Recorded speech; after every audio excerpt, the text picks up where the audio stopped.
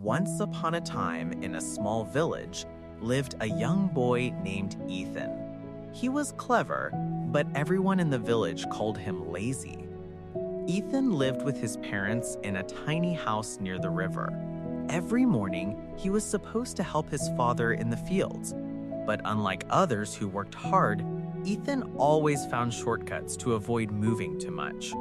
Instead of walking around the field to chase birds, he tied ropes between wooden poles and shook them from a distance to scare the birds.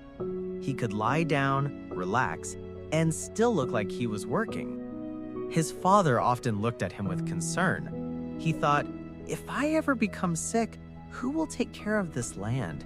Can Ethan handle real work? But even with his laziness, Ethan always found a way to finish his tasks, so his father never scolded him. One summer, during a dry season, disaster arrived. Ethan's father fell seriously ill and could not work. For the first time in his life, Ethan had to take responsibility for the entire field. At first, he tried to continue using shortcuts. He carried water slowly, trying to avoid exerting himself. But the sun was too hot, and the rice plants were dying. After a few weeks, the crops began to dry because they didn't get enough water, and Ethan couldn't save them alone. One evening, Ethan sat under the stars feeling hopeless. His chest felt heavy. He whispered to himself, "Why didn't I ever try harder? Why did I always look for the easiest way? Now look at my family. Our hope is gone." For the first time in his life, Ethan felt regret. The next morning, he heard loud voices near the village gate. Curious, Ethan walked over and saw a royal soldier announcing a competition at the king's palace. The winner would receive a chest of gold and a medal of honor.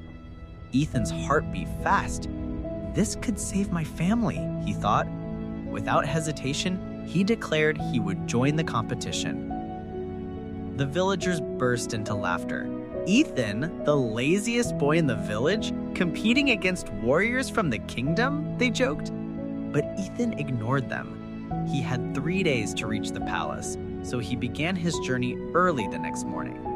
His parents didn't believe he would win, but they prayed that this experience would change him forever. After 3 days of walking, Ethan reached the palace grounds. Hundreds of people gathered beside a giant lake. Many were muscular soldiers, hunters, and athletes. Ethan felt nervous. How can I beat these people? He wondered. Then the rules were announced. Each competitor had to cross the lake. The first 3 would move to the final round. The competition began. When the countdown reached 0, everyone jumped into the water and started swimming as fast as they could. Ethan didn't move. Instead of panicking, he thought, this isn't a swimming contest. It's a crossing contest. He sprinted into the forest, gathered broken wood, and built a small raft using another stick as a paddle. He glided across the lake slowly. The strong swimmers began to tire, their muscles burning. Many stopped to rest, but Ethan calmly paddled. Step by step, he passed one competitor after another. By the time he reached the other side, he was in 3rd place. He had qualified. The final challenge began the next morning. Each competitor was given a large wooden block. The task was to push the block 1 kilometer to the finish line. Behind them were several tools: rope, lever, hammer, and more. They could only choose one. The first contestant grabbed a rope and started pulling. The second grabbed a wooden lever to push my man. Ethan walked slowly, observing the tools. I can't beat them with strength, he told himself, but I can think differently. After a few minutes of silence, he picked up a small carving knife. The crowd gasped. Some laughed. He's going to carve his way to victory? But Ethan didn't care. He knelt beside the block and began to shape it. He carved, shaved, and sculpted until the wooden block slowly turned into a large round wheel. His hands became tired, but his mind was clear. Nearly an hour later, Ethan stood up and pushed the block. But it was no longer a block. It was a giant wooden ball. While the other contestants struggled, sweating and limping, Ethan rolled his ball easily down the path. It moved faster with every push. Soon, he passed one contestant, then another.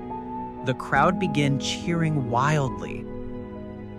Ethan reached the finish line first. The king himself came down from the stage and smiled. "You have shown that true intelligence is not avoiding work, but using your mind to overcome challenges." He placed a medal around his neck. That day, Ethan returned home not as the lazy boy, but as a hero who had changed his life. From then on, he worked hard, not because someone forced him, but because he finally had a reason. He learned that laziness disappears when your goals are bigger than your excuses.